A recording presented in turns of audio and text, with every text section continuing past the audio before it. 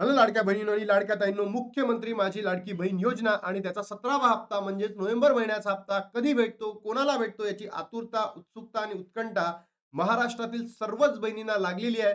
आणि अजूनही सरकार 2 महिने पेंडिंग पडूनही हा 17वा हप्ता लाडक्या बहिणींच्या अकाउंटमध्ये क्रेडिट करणार आहेत का?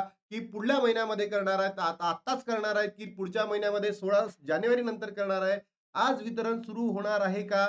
त्याचबरोबर एकनाथजी शिंदे यांनी मोठी आनंदाची बातमी दिली आहे की लाडक्या बहिणींना ₹2100 द्यायचे की ₹4500 द्यायचे, हे सगळं तुम्हाला व्हिडिओच्या माध्यमातून सांगणार आहे. तत्पूर्वी जेही उमेदवार जिंकून आले त्या सर्वांना हार्दिक शुभेच्छा. आणि जेही उमेदवार आता हारलेले आहेत त्यांना नवीन वर्षासाठी म्हणजे येणाऱ्या 5 वर्षामध्ये तुम्ही चांगलं काम करा, महाराष्ट्रातील जनतेला समृद्ध बनवा आणि त्याच्यानंतर ते तुम्हाला निवडून देतील. पण लाडक्या बहिणींनो, आज वितरण होऊ शकतं का, हा आपला महत्वाचा मुद्दा आहे. आणि यामध्येच मोठी आनंदाची बातमी आली आहे. बघा लाडक्या बहिणींनो, सर्वात महत्त्वाचा मुद्दा, जर आज कोणत्याही हालतीमध्ये Facebookला पोस्ट आली नाही, की उद्या परवामध्ये किंवा निर्वामध्ये पैसे जमा होतील लाडक्या बहिणींच्या अकाउंटमध्ये, तर समजून घ्या 25 तारखेला पुन्हा सुट्टी आहे. 25 तारखेला पुन्हा सुट्टी आहे. त्यानंतर 26 तारीख हा जो वीक आहे याला आपण ख्रिसमस वीक म्हणतो आणि यामध्ये तुम्हाला पैसे भेटणार नाहीये. म्हणजेच काय? तुम्हाला याच आजच्या दिवशी म्हणजे 22 तारखेला सोमवारी नोव्हेंबर महिन्याबद्दल जो जी-आर आलेला होता 8 तारखेला 8 डिसेंबरला, तो आज Facebookच्या माध्यमातून म्हणजे आदितीताई तटकरे यांनी यांच्या Facebook हँडलला सांगायला पाहिजे, की उद्यापासनं म्हणजे 23-24 या तारखांमध्ये पैसे वितरण सुरू होणार आहे. जर असं झालं नाही लाडक्या बहिणींनो, तर समजून घ्या आपल्याला पैसे जे आहेत तर आता भेटणं इम्पॉसिबल आहे. ते पैसे तुम्हाला कधी भेटतील? 16 जानेवारी नंतर मग. कारण आता कोणतेही कारण नसताना अकाउंटला पैसे न येणं याचा अर्थ एकच होऊ शकतो, की आचारसंहिता. पण आचारसंहितेमध्ये पैसे काहीही अडू शकत नाहीत. याबद्दल निवडणूक आयोगाने ऑलरेडी सरकारला बातमी दिलेली आहे. हिरवा कंदील दिलेला आहे किंवा हिरवा झेंडा दिलेला आहे. मीच तुम्हाला काही दिवसांच्या अगोदर सांगितलं आणि as a professor of political science मी तुम्हाला हे सुद्धा सांगितलं, की नवीन स्कीम लॉन्च करता येत नाही. ज्या जुन्या स्कीम आहेत त्याला मोबदला देता येतं. याच अनुषंगाने जर तुम्ही बघायला सुरुवात केली असेल, तर लाडक्या बहिणींनो, डिसेंबर महिन्याचा हप्ता निराधार योजनेमध्ये ज्या असतात त्यांना सुद्धा देण्यात आलेला नाही आहे. म्हणजेच मला तरी असं वाटतं, की या 2-3 दिवसांमध्ये जर काही हालचाली झाल्या नाहीत, आदितीताईंनी त्यांच्या Facebook हँडलला काही टाकलं नाही, तर आपल्याला आता पैसे भेटणार नाही. सगळे पैसे आपल्याला भेटतील जानेवारी 16 नंतर.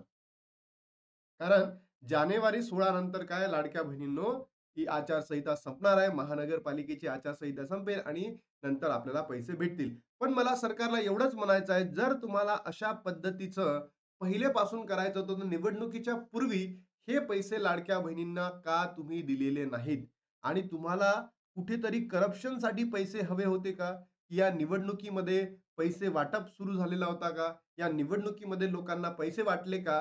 याबद्दलही आम्हाला काही आता शंका निर्माण झाली आहे. कारण की जर बघताना इतकं काही दिसतं आहे, इतके काही प्रसार माध्यमांमध्ये आपण चर्चा करतोय किंवा दिसताय, तर कुठे ना कुठे तर हा पैसा या ठिकाणी वळवण्यात आलाय का? याबद्दलही सरकारने लवकरात लवकर बोलावं किंवा लवकरात लवकर त्या ठिकाणी वक्तव्य करणं गरजेचं आहे. तर मी स्वतः आदिताई तटकरे यांना म्हणतो, की आता ई-के-वाय-सीला शेवटचे काही दिवस राहिलेले आहेत. त्या ई-के-वाय-सी बद्दल तुम्ही लाडक्या बहिणींचे जे प्रश्न आहे, कारण की तुम्ही एक स्वतः महिला आहेत आणि महिलांच्या समस्या जर तुम्ही समजून घेणार नाहीत, तर महिलांच्या समस्या कोण समजून घेणार आहे, हे अगदी बघणं काय गरजेचं आहे. तर आदितीताई, तुम्ही स्वतः या ई-के-वाय-सी बाबत जे काही अडचणी महिलांच्या आलेल्या आहेत किंवा येत आहेत, त्यांना दुरुस्त करा. अन्यथा ज्या बहिणी पात्र असून सर्व निकषामध्ये बसून सुद्धा त्यांना लाभ भेटणार नाही. हे तुम्ही एवढं करावं आणि त्याचबरोबर आज कोणत्याही परिस्थितीमध्ये तुमच्या Facebook हँडलला टाकावं, की बाबा उद्यापासनं वितरण सुरू होणार आहे. आणि जर लाडक्या बहिणींनो उद्यापासून झालं, तर हे तुम्हाला ₹1500 येईल.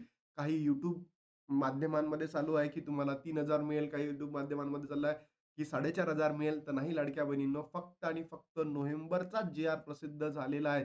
खूप लोकं म्हणते 3000, 4500, काहीच नाही आहे. सगळ्या फेक न्यूज आहे लाडक्या बहिणींनो. फक्त आपल्याला किती मिळणार आहे? ₹1500च मिळणार आहे. कारण अजूनही डिसेंबरचा जी-आर आलेला नाही. भलेही तिकडे निधीचा जो मंजूर झालेला आहे त्याच्यामध्ये ते वेगळी गोष्ट आहे. पण आता जी-आर फक्त नोव्हेंबर महिन्याचा आहे.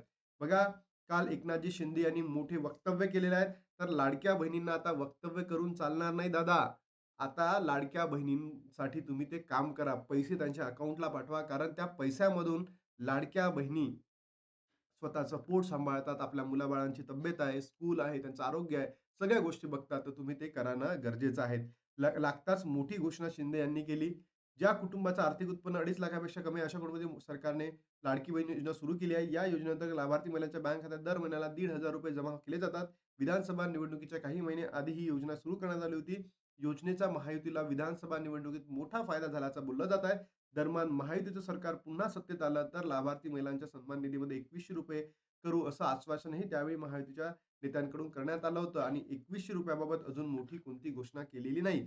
तर आता होऊ शकतं का? कारण जर तुम्ही बघितलं असेल 288 पैकी महायुतीचे तब्बल 214 नगराध्यक्ष उमेदवार झालेले आहेत.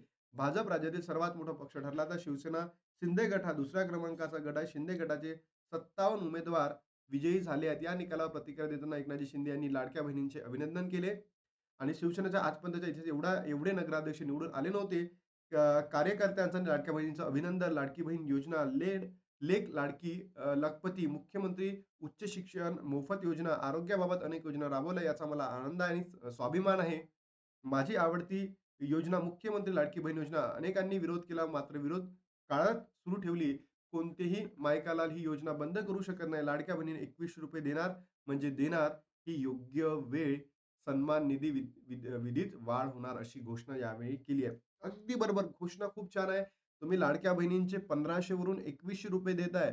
तर आमच्या या लाडक्या बहिणींचं म्हणणंच नाहीये, की तुम्ही आमचा हप्ता वाढवून द्या, तुम्ही आमचा निधी वाढवून द्या. या लाडक्या बहिणींचं म्हणणं आहे, की आम्हाला ज्या महिन्याचा लाभ त्या महिन्यामध्ये द्या. कोणतेही निकष न लावता तो लाभ द्या. एका घरामध्ये 2 पेक्षा जास्त बहिणी असेल आणि त्यांची आर्थिक स्थिती जर कमकुवत असेल, त्या बहिणींना सुद्धा सरसकट लाभ द्या. एवढीच मागणी लाडक्या बहिणींची आहे.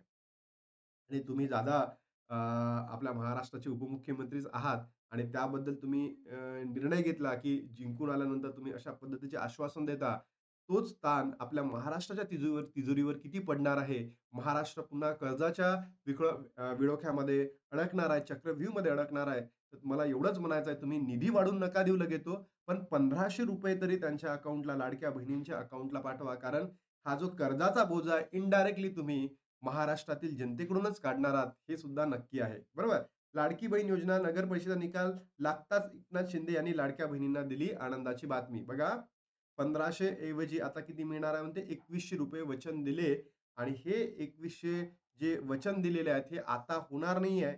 हे कधी होणार आहे? 2026 पासनं एप्रिल महिन्यानंतर. कारण एप्रिल महिन्यामध्ये आता जर तुम्ही बघितलं असेल महिन्यामध्ये 2026 मध्ये जो अर्थसंकल्प महाराष्ट्राचा मांडला जाईल, त्या अर्थसंकल्पामध्ये असं सांगितलं जाईल, की बाबा या लाडकी बहीण योजनेसाठी जो निधी आहे, तो राखीव ठेवण्यात येतील. जसं आता हिवाळी अधिवेशनामध्ये थोडासा निधी कमी पडला होता, म्हणून निधी मंजूर करण्यात आला.